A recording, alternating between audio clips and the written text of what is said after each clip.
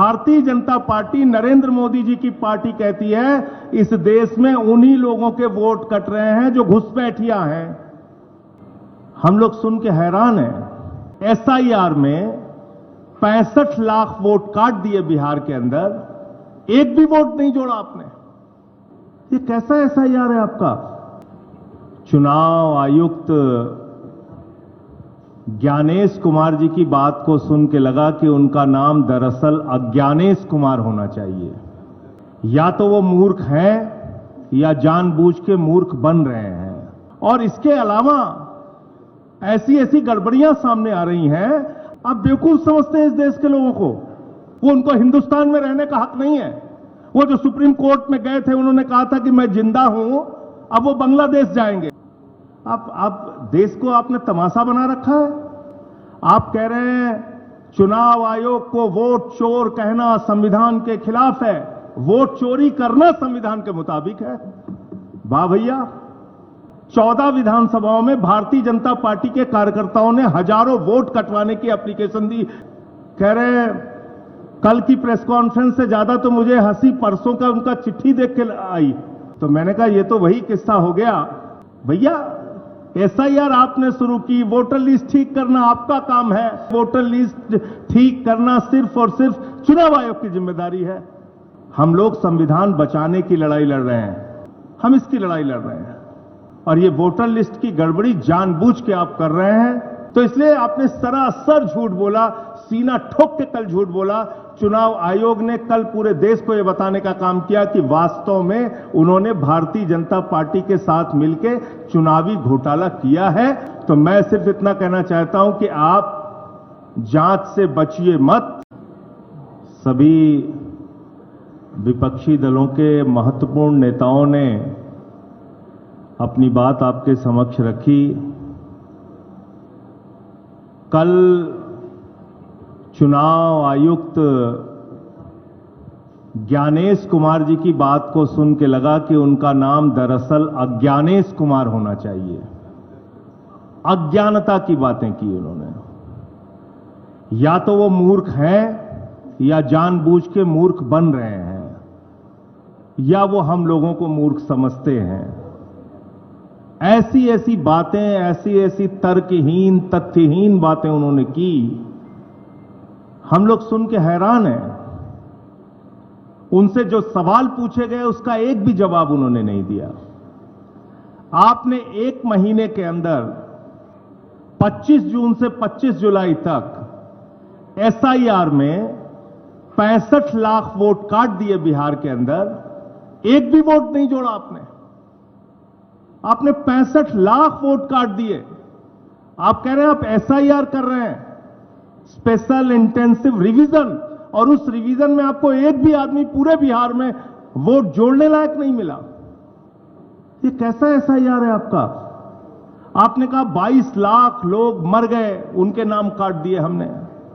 आप उस बिहार में एक महीने के अंदर सारा प्रमाण पत्र चाहते हैं जहां का बड़ा क्षेत्र बाढ़ में पीड़ित रहता है। आप उनसे कह रहे हैं अपना निवास प्रमाण पत्र लेके आओ, अपने माताजी का निवास प्रमाण पत्र लेके आओ, अपने पिताजी का निवास प्रमाण पत्र लेके आओ, पूरे घर का आप प्रमाण पत्र लेके आओ। कहां से लाएगा आदमी? और इसके अलावा ऐसी ऐसी गड़बड़ियां सामने आ रही हैं।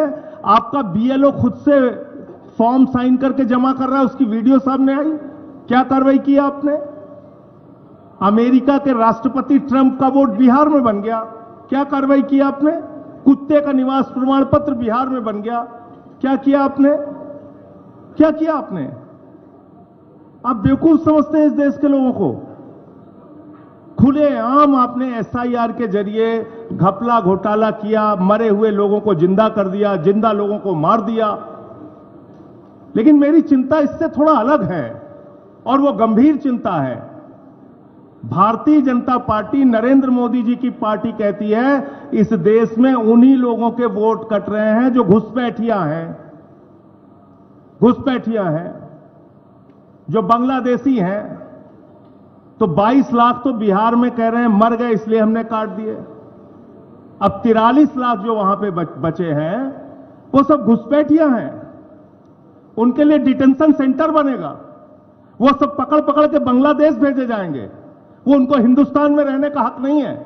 वो जो सुप्रीम कोर्ट में गए थे, उन्होंने कहा था कि मैं जिंदा हूं, अब वो बांग्लादेश जाएंगे क्योंकि वो घुसपैठियां हैं। बीजेपी कह रही है वो घुसपैठियां हैं। एक आईएएस अधिकारी हैं व्यास साहब, व्यास साहब रिटायर्ड आईएएस अधिकारी हैं, पति पत्नी दोनों के नाम काट दिए गए, अब वो घुसपैठियां हैं, वो डिटेंशन सेंटर में रहेंगे, वो बांग्लादेश जाएंगे। आप देश को आपने तमाशा बना रखा है।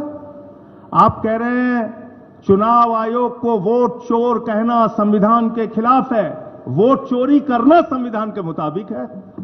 वाह भैया, वोट चोर कहना संविधान के खिलाफ है, वोट चोरी करना संविधान के मुताबिक है, वोटर लिस्ट में भ्रष्टाचार करना संविधान के मुताबिक है। आप कहते हैं शिकायत नहीं की गई आपको। मैं दिल्ली का उदाहरण बताता हूं। दिल्ली में केंद्रीय मंत्रियों के घर पे 33 वोट बने, 25 वोट बने, 22 वोट बने, सांसदों के घर में 15 वोट बने। मैं खुद केजरीवाल जी के नेतृत्व में जाके शिकायत हमने लिखित रूप से दे के आए थे हम लोग। कोई कार्रवाई आपने नहीं किया। आपने नई दिल्ली विधानसभा क्षेत्र में 42,000 वोट काट दिए, 42,000 वोट चुनाव शुरू होने से पहले। 14 विधानसभाओं में भारतीय जनता पार्टी के कार्यकर्ताओं ने हजारों वोट कटवाने की एप्लीकेशन दी। ये सारी लिखित शिकायत, मिल के शिकायत, अनुरोध करके शिकायत, बार बार कह के शिकायत हम लोगों ने चुनाव आयोग में जाकर की। आज तक कोई कार्रवाई आपने नहीं किया। समाजवादी पार्टी के रामगोपाल जी ने बताया, उन्होंने एफिडेविट पर शिकायत किया। महाराष्ट्र के अरविंद सावंत भाई ने बताया और तमाम लोग, बंगाल में ममता जी ने बताया कि कैसे आपने फ्रॉड किया वहां पे। लेकिन आप कोई कार्रवाई नहीं करते। फिर कह रहे हैं कल की प्रेस कॉन्फ्रेंस से ज्यादा तो मुझे हंसी परसों का उनका चिट्ठी देख के आई।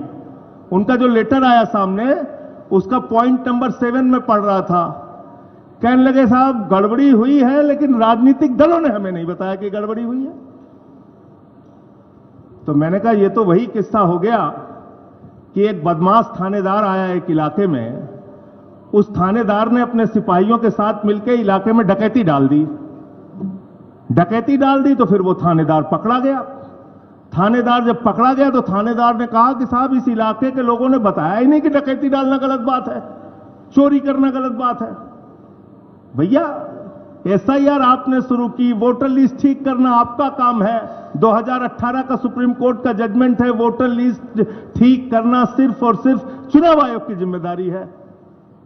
आप विपक्षी दलों को धमका रहे हैं, कह रहे हैं कि ये संविधान के खिलाफ बोल रहे हैं। हम लोग संविधान बचाने की लड़ाई लड़ रहे हैं। मताधिकार एक ऐसा अधिकार है जो बाबा साहब डॉक्टर भीमराव अंबेडकर जी ने भारत के संविधान में दिया और कहा कि राष्ट्रपति के वोट की गिनती भी एक होगी और गांव में रहने वाले मजदूर के भी वोट की गिनती एक होगी। हम इसकी लड़ाई लड़ रहे हैं, हम इसके लिए काम कर रहे हैं। और ये वोटर लिस्ट की गड़बड़ी जानबूझ के आप कर रहे हैं। इसमें आपने कल अपने आप को एक्सपोज किया पूरे देश के सामने। आप कह रहे हैं महिलाओं की प्राइवेसी भंग हो जाती है। वोटर लिस्ट की जब वोट देने के लिए लाइनें लगी होती हैं महिलाओं की, मैंने तो महुआ जी से कहा कि इस बार जब वोट देने के लिए जाना है तो किसी मीडिया वाले को अपनी वीडियो मत बनाने देना, क्योंकि आपकी प्राइवेसी भंग हो जाएगी उससे। भाई बताइए, आप पूरे देश का चुनाव दिखाते हैं, कश्मीर से लेकर कन्याकुमारी तक महिलाएं लाइन में लगी हैं, वो आप दिखाते हैं। उनका इंटरव्यू आप लेते हैं, वो आप दिखाते हैं। 45 दिन तक आपके खुद के नियम में आज भी लिखा हुआ है कि आप सीसीटीवी फुटेज देंगे, तब प्राइवेसी भंग नहीं होगी। तो इसलिए आपने सरासर झूठ बोला, सीना ठोक के कल झूठ बोला। चुनाव आयोग ने कल पूरे देश को यह बताने का काम किया कि वास्तव में उन्होंने भारतीय जनता पार्टी के साथ मिलकर चुनावी घोटाला किया है और चुनाव को प्रभावित करने का काम कई राज्यों में किया है। वही खेल आप बिहार में करने जा रहे हैं। दिल्ली में आपने खुलेआम ये सारा काम किया है। तो मैं सिर्फ इतना कहना चाहता हूं कि आप जांच से बचिए मत, जांच कराइए। जो तथ्य आपके सामने लाए गए हैं अब तक, जिन राज्यों के, अलग अलग राज्यों के तथ्य आपके सामने लाए गए हैं, जब तक आप इन सब की जांच नहीं कराते, आपकी निष्पक्षता पे आप कह रहे हैं ना हम समकक्ष हैं, न पक्ष न विपक्ष न समकक्ष। आपको अगर अपने आप को निष्पक्ष साबित करना है तो पूरे देश में जहां जहां बड़ी शिकायतें आपके बारे में मिली हैं, आप उसकी जांच कराइए और कार्रवाई कराइए, वरना आपको हमेशा ये कहा जाएगा कि आपके नेतृत्व में वोट चोरी हुई है और आपने घोटाला किया है। धन्यवाद। बहुत बहुत शुक्रिया संजय सिंह साहब। अब अपोजिशन पार्टीज के तमाम